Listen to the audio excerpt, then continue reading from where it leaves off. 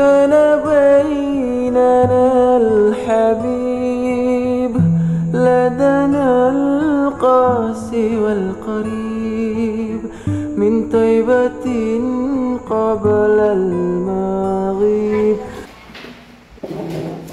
Assalamualaikum warahmatullahi wabarakatuh. Waalaikumsalam warahmatullahi wabarakatuh. Sebelumnya saya mau berterima kasih kepada kalian yang sudah berkenan hadir dan mau mendengarkan presentasi saya kali ini. Perkenalkan, nama saya Dinda Mediana Al-Wahid dari kelas 1C, Prodi Pendidikan Agama Islam semester 1. Pada pertemuan kali ini, aku mau sharing-sharing ya sama kalian tentang pengetahuan dan wawasan aku dalam presentasi kali ini yang berjudul ilmu hadis, riwayah, dan dirayah. Jadi ilmu hadis riwayah ini adalah hadisnya, kalau dirayah ini adalah ilmu hadisnya.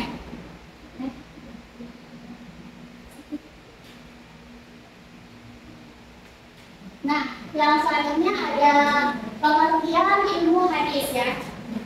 Bahwa ilmu al-rifatu bihal rawi wal marwi, yaitu kaidah-kaidah yang mengetahui keadaan perawi dan yang apa yang diriwayatkan. Jadi apa itu perawi dan apa itu marwi? Kalau perawi itu adalah orang-orang yang membawa, menerima, dan menyampaikan berita dari Nabi. Jadi para perawi ini adalah orang-orang yang mendengarkan perkataan Nabi, terus menyampaikannya kepada orang lain, dan orang lain ini menyampaikannya juga kepada orang lain dan seterusnya. Jadi orang-orang tersebut itu disebut perawi. Atau perawi bisa dikatakan juga mereka yang ada pada sanad suatu hadis. Lalu selanjutnya itu ada marwi. Marwi ini berisi berita yang tidak diriwayatkan ya. Jadi marwi ini itu isi hadisnya. Jadi perkataan Nabi itu disebut marwi. Marwi ini ada pada matan dan perawi ini ada pada sanad. Selanjutnya ada contoh hadis, yaitu haddatsana Adam, haddatsana Syu'bah, haddatsana Sayyid Abdul Hakam, qala sami'tu Aba Hazim, qala sami'tu Abu Hurairah, qala sami'tu Nabi sallallahu alaihi wasallam, man hajjarillahi falam yarfus wa lam yasuk raja'a kayaumi waladatu ummu, yang artinya menceritakan kepada kami Adam. Adam berkata, menceritakan kepada kami Syu'bah, menceritakan kepada kami Syayad. Lalu saya juga berkata, aku mendengar Abu Hazim berkata, saya mendengar Abu Hurairah berkata. Lalu Abu Hurairah mendengar Nabi Muhammad SAW berkata. Nah, barang siapa yang berhaji karena Allah, jadi hajinya ini lillahi ta'ala, bukan karena dia itu pengen karena dia tuh haji gitu, pengen gelarnya doang, tapi ini hajinya itu dengan niat lillahi ta'ala. Kemudian ia tidak berbuat jima semasa hajian ini, walaupun dia sepasang suami istri, tapi dia tidak berjima, itu diharamkan, tidak diperbolehkan. Dan tidak berbuat kefasikan. Kefasikan adalah orang-orang yang suka berbuat dosa atau orang-orang yang meremehkan dosa, itu disebut orang fasik. Maka ia pulang dalam keadaan seperti hari ketika ibunya melahirkannya. Jadi orang ini tuh, misalnya ada orang ya yang berhaji niat lillahi ta'ala, terus tidak berjima dan tidak fasik, maka dia itu pulang dengan keadaan seperti bayi waktu lahir ya. Jadi suci, itu nggak ada dosa gitu. Ini hadis riwayat Bukhari. Nah, jadi sekarang ada ilustrasi dari hadis tersebut. Yang pertama ini ada Abu Hurairah. Nah, Abu Hurairah ini mendengar hadis tersebut itu dari Adam, gurunya. Terus Adam mendengar lagi dari Syu'bah. Syu'bah mendengar lagi dari gurunya saya mendengar lagi dari gurunya Abu Hazim. Lalu Abu Hazim mendengar dari sahabat Abu Hurairah. Lalu beliau mendengar dari Nabi dan langsung ke mata. Nah, jadi hubungan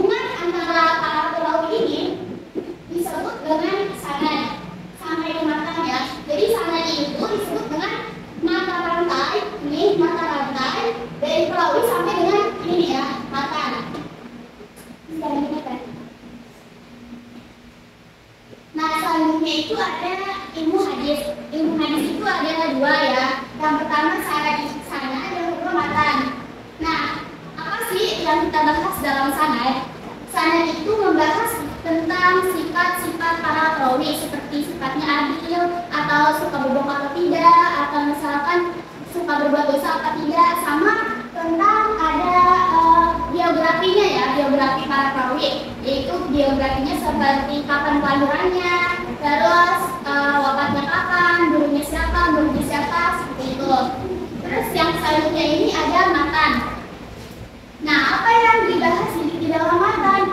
Yang dibahas di dalam matan ini ada redaksi hadis, yaitu di mana akan dibahas tentang kecacatan dari hadis tersebut, apakah hadis tersebut itu ada yang cacat atau tidak, sahih atau tidak, dan seterusnya. Lanjutkan. Nah, selanjutnya itu ada pembagian ilmu hadis ya, riwayat sama dirayah. Saya di sini akan membahas dulu tentang ilmu hadis riwayat. Nah, ilmu hadis riwayat ini ilmu yang mempelajari tentang segala perkataan Nabi, perbuatan beliau, terus ada periwayatannya, batasan-batasannya, ketelitian dan segala redaksinya. Dapat kita lihat bahwa objek pembahasan dari hadis riwayat ini adalah kepada Nabi. Kalau misalkan kita membahas tentang hadis sahih hadis tersebut atau tidak, itu bukan mengenai tentang hadis riwayat ya, itu bakal dijelaskan di selanjutnya, yaitu di hadis riwayat. Nah, selanjutnya ini kita akan membahas hadis riwayat. Jadi hadis riwayat ini adalah ilmu hadis yang mempelajari tentang hakikat periwayatan, syarat-syaratnya, macam-macamnya, hukum-hukumnya, keadaan para perawi dan syarat-syarat mereka, macam-macam periwayatan, dan yang terakhir ada hal-hal yang berkaitan. Nah, jadi saya akan membahas satu persatu ya. Yang pertama itu ada hakikat periwayatan, yaitu memindahkan berita dan menyandarkan kepada orang yang membawa berita. Jadi contohnya itu kayak gini ya. Misalkan ada si A nih membawa berita ke si B, terus si B membawa berita ke memberikan berita tersebut ke si C, tapi dengan menyandarkan berita tersebut pada si A. Atau lebih mudahnya kayak gini deh. Kamu itu namanya siapa? Laura. Kamu? Indah. Nah, misalkan nih Laura bilang nih ke Indah, besok libur gitu ya. Nah, terus Indah bilang ke aku, Indah besok libur, kata Laura. Berarti kan jadi kamu bilang ke aku, tapi dengan menyandarkan berita tersebut pada Laura. Ngerti nggak? Nah, dia seperti itu. Dan selanjutnya ada syarat-syaratnya, yaitu metode perawi ketika menerima periwayatan hadis. Metode perawi ini itu ada 3 ya. Yang pertama metode mendengar, yaitu ketika ada seorang murid yang mendengar hadis dari gurunya. Yang kedua itu ada metode qiraah atau membaca, yaitu metode ketika seorang muridnya itu membacakan hadis kepada gurunya dan gurunya ini mendengarkan dan meneruskan bacaan hadis tersebut yang dibacakan oleh si murid ini ketika ada yang salah. Yang ketiga itu ada metode ijazah, yaitu di mana si guru ini mengizinkan si murid untuk menyampaikan hadis tersebut kepada orang lain. Terus selanjutnya ada macam-macamnya, yaitu apakah periwayatan hadis tersebut itu bersambung atau terputus. Contohnya itu saya balik lagi coba saya balik lagi. Nah, misalkan ya, contohnya ini Abu Hurairah kan mendengar hadis tersebut dari Adam. Nih, tapi setelah diteliti ternyata pas ini contoh aja ya, Abu Hurairah lahir, Adam ini udah meninggal, otomatis kan kayak gak mungkin ada pertemuan. Atau masa sih walaupun misalkan udah lahir tapi masih bayi kan gak mungkin ya dengan hadis langsung nggak dengan gitu jelas, gak mungkin. Nah, jadi dari sini itu hadisnya terputus, jadi nggak nyambung sampai ke atas, soalnya ini bohong gitu. selanjutnya ini ada hukum-hukumnya. Hukum-hukumnya itu ada diterima atau ditolak. Hadis ini bisa diterima dengan 5 persyaratan. Persyaratan yang pertama itu sanadnya tersambung kayak tadi ya, sanadnya itu tersambung. Terus yang kedua itu ada perawinya adil.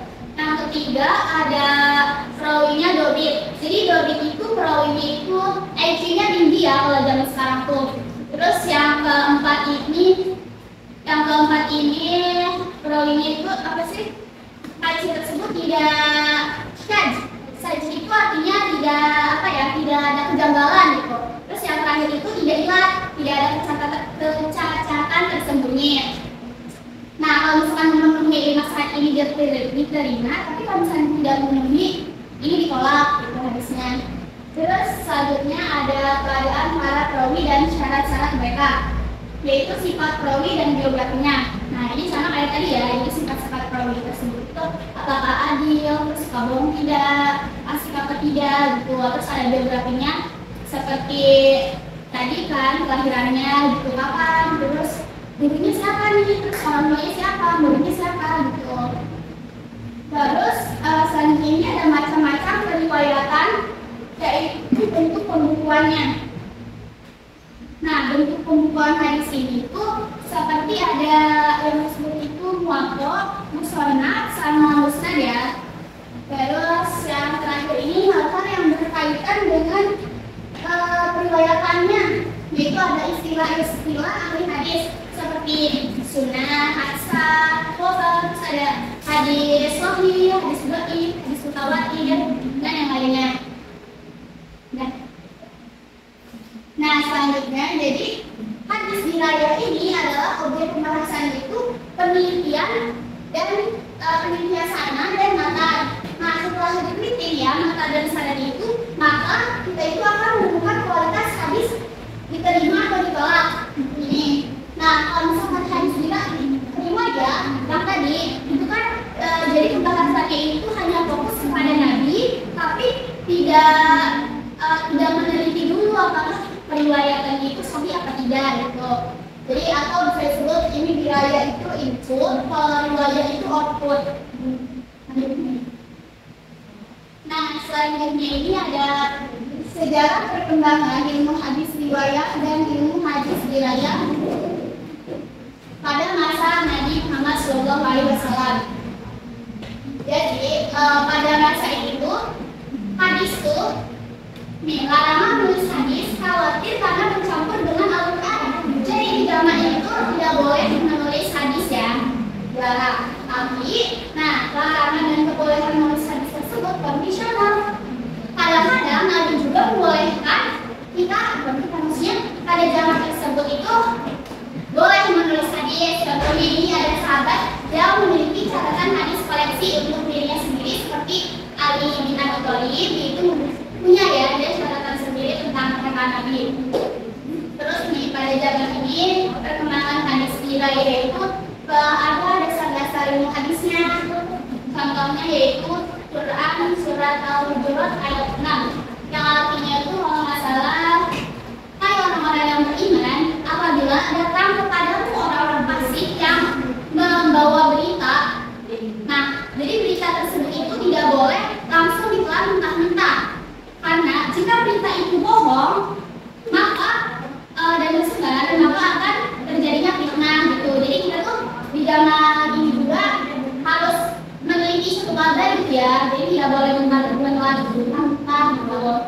Ada Al-Baqarah ayat 282. Selanjutnya ada pada masa sahabat ya. Jadi pada masa itu disebutkan dengan masa pembatasan periwayatan atau bisa disebut juga takril ar-riwayah dengan mensyaratkan sumpah dan saksi bagi orang yang menyampaikan hadis. Nah, jadi pada zaman sahabat ini tidak semena-mena yang punya hadis Nabi terus kayak dengar terus dijadiin buku apa diunggah. Jadi beliau tuh meneliti dulu gitu. Jadi kalau misalkan ada orang yang mau menyampaikan hadis, dia harus bersumpah dan menyampaikan dan membawa saksi. Karena ini kenapa? Karena akibat hadapnya hadis palsu akibat konflik politik. Nah, pada zaman sahabat ini ada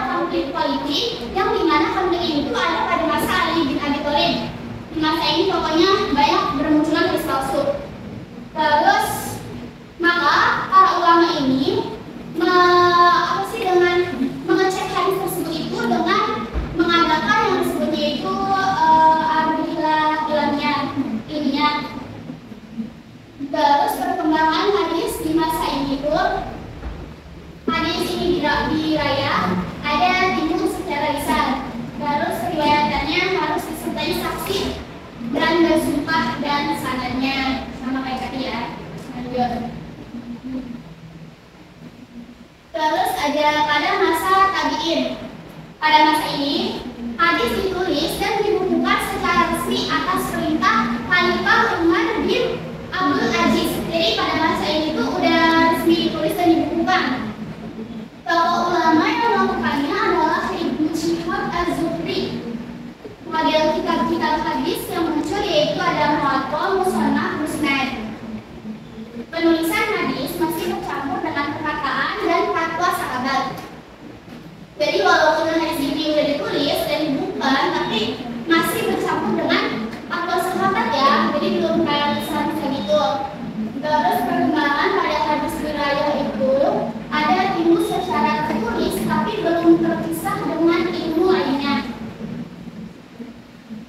Maksudnya tuh kayak gimana ya, kayak tadi. Jadi kayak walaupun udah dibukuin, tapi buku itu kan masih bercampur sama ilmu-ilmu lainnya nih. Ada contohnya, contoh dari karya Imam Asy-Syafi'i ya, bukunya ini Kitab Al-Um dan Ar-Risalah. Sebenarnya ini kan buku tentang usul fikih ya, tapi di dalamnya itu masih ada ilmu hadis gitu. Jadi masih tercampur, belum terpisah-pisah. Lanjut ya. Nah, selanjutnya ini ada pada masa tabi'in. Masa ini adalah masa keemasan ya, karena pada masa ini tuh sebagai masa kodifikasi hadis. Terus ada masa filterisasi penulisan hadis dipisahkan dari perkataan dan fatwa. Nah, jadi pada masa ini perkataan hadis dan ilmu lain atau perkataan sahabat itu dipisahkan ya, jadi udah misahnya. Terus masalah klasifikasi juga hadis sahih sudah dipisahkan dari yang tidak sahih. Jadi kan ada yang sahih, ada yang tidak. Nah, pada masa itu udah dipisah hadis sahih sama yang tidak sahih. Terus muncul fiqh bersita sama model kitab jami. Terus perkembangan hadis di raya ada telah terpisahnya ilmu-ilmu lain tetapi belum menyatu.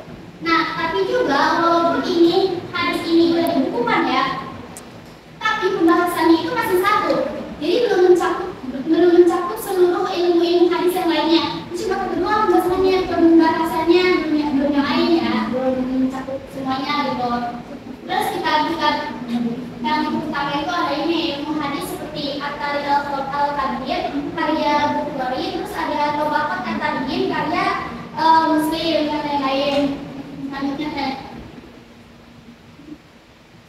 Selanjutnya yang terakhir itu ada pada masa setelah tabi'in. Pada masa ini yaitu masa penulisan hadis lebih sistematik, terus muncul kitab-kitab seperti Mustadrak, Syarah, Istishhad sama lain-lain.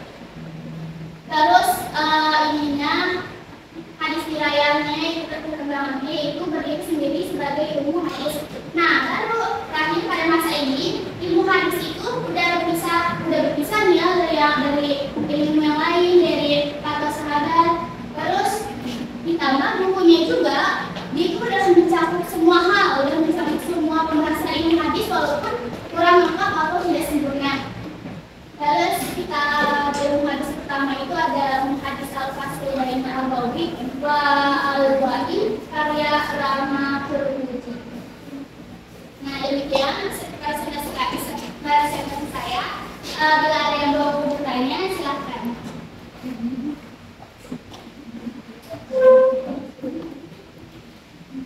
Ada yang mau bertanya enggak tentang hadis-hadis tadi? Nggak apa-apa, ayo nanti mau bertanya cuma nama terus sebutkan nama. Ayo siapa yang mau nanya? Ini selesai ya, mau nanya nggak apa-apa tentang apa aja. Mau tentang yang ada di sini.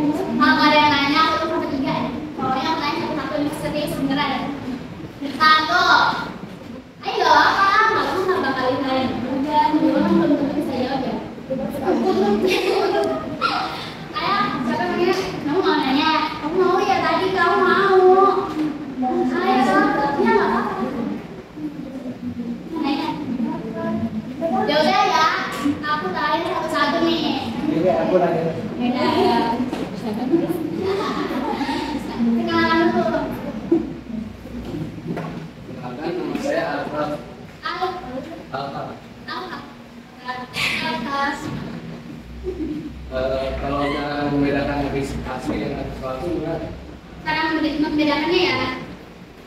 Dan ini nggak lagi. Laginya, nggak apa lagi juga, ada lagi aja. Lagi aja aku sambil mikir dulu ya. Ayo ada lagi nggak? Nama nanya.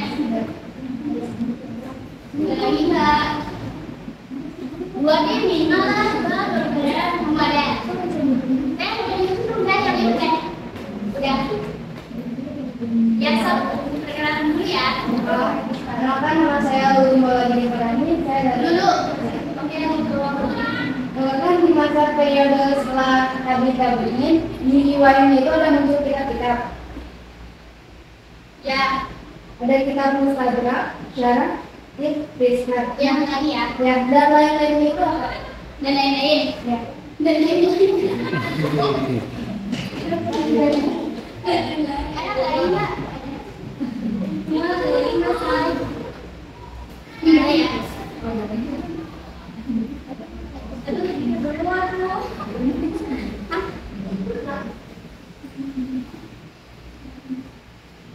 Kata apa nggak sih? Aku nggak usah bisa aku dulu ya yang kamu. Aku nggak dulu masih belajar ya. Kalau salah, mohon maaf. Tapi kalau misalnya kamu tahu boleh dengarkan. Jadi bagaimana ya? Kamu seperti lupa namanya apa? Apa ya? Jadi itu gimana cara kita membedakan antara hadis sahih dan hadis palsu gitu ya? Jadi cara membedakan itu kan tadi udah ada 5 syarat hadis, 5 syarat bagi hadis itu diterima atau tidak ya? Jadi kan syaratnya itu ada yang pertama itu apa sih tadi itu lupa? Apa sih? Apa sih Teh? Yang tadi 5 syarat. Oh, sanadnya bersambung. Ya. Sanadnya bersambung. Tidak syaz. Nah, ada dulu perawinya adil, terus tidak perawinya dobi, tidak syaz, tidak ilah. Nah, makanya kita itu harus belajar tentang ilmu hadis riwayat dan ilmu hadis riwayat ini agar kita itu mengetahui hadis tersebut itu sahih apa tidak. Kan kalau di sini itu kan di hadis-hadis ini itu kan menjelaskan ilmu tentang hadis riwayat ya, menjelaskan tentang periwayatannya, apakah hadis tersebut itu periwayatannya itu benar atau tidak gitu, sanadnya tersambung atau tidak. Jadi kalau misalkan kita pengen tahu cara mengetahui itu ya hadis itu sahih apa tidak, ya kita harus belajar hadis riwayat. Soalnya hadis riwayat ini kita tuh bakal diajari gitu, kita maksudnya kita bakal tahu gitu ya ciri-ciri hadisnya itu kayak gimana gitu.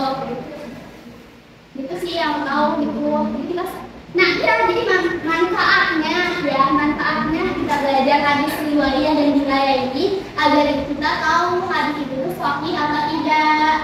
Soalnya apa ya? Soalnya kita itu tidak boleh seorang misalkan mengamalkan, kita pengen mengamalkan hadis ini, hadis itu, kita tuh harus tahu dulu hadis itu sahih apa tidak. Kalau hadisnya palsu itu tidak boleh diamalkan, walaupun hadis tersebut itu isinya itu kebaikan ya, itu nggak boleh diamalkan. Kecuali hadis doib. Kalau hadis doib ini yang tidak memenuhi syarat ya, ini misalkan syarat gitu, hadis doib disebutnya.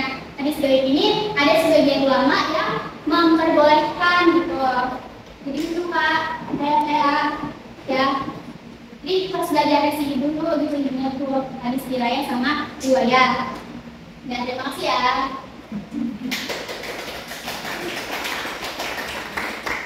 Nah, terus kamu jawabnya apa? Kamu siapa dulu ya?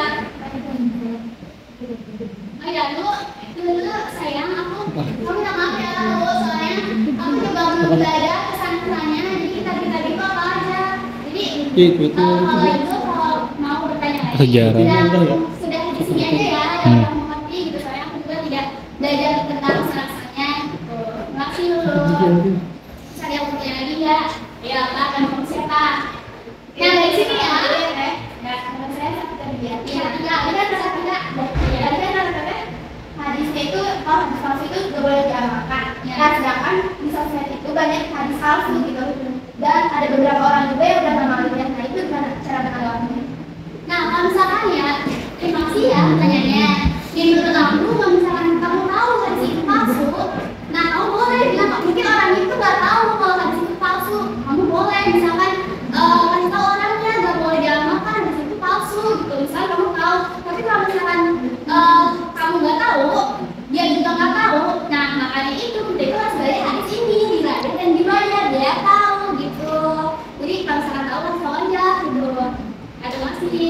kasih tahu sambil bilang pinjam status. Jangan boleh semuanya itu mau bertanya, boleh kalau bisa jawab ya. Yang mau bertanya lagi nggak? Masih lama nggak teh? Itu 68 masih lama nggak? Berapa menit lagi? 3 menit 4. Ayo lagi dong. Ayo lagi. Ayo lagi nggak apa-apa ya Allah. Oh kalian yang nanya nggak apa-apa. Ayo ada lagi nggak? Ini nggak apa-apa nanya lagi aja. Kamu tadi mau nanya ya ini. Ini mau nanya tadi. Ayo lagi nggak apa-apa nanya.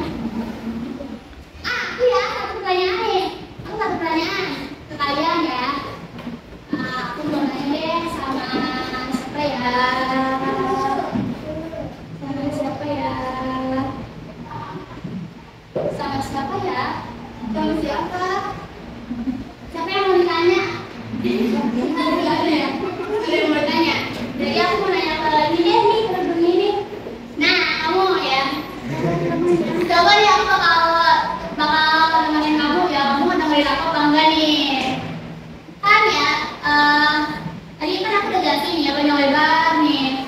Terus aku mau nanya, pada masa apa kalau misalkan hadis itu udah dipisah sama fatwa sahabat? Pak, mau nggak? Masa apa nih? Itu masa tuh ada masa sahabat, terus ada masa tabiin, tabiin, sama setelah tabiin. Ayo di antara 4 ini masa apa coba? Jadi hadis ini tuh udah dibukuin, terus udah dipisah juga sama fatwa sahabat.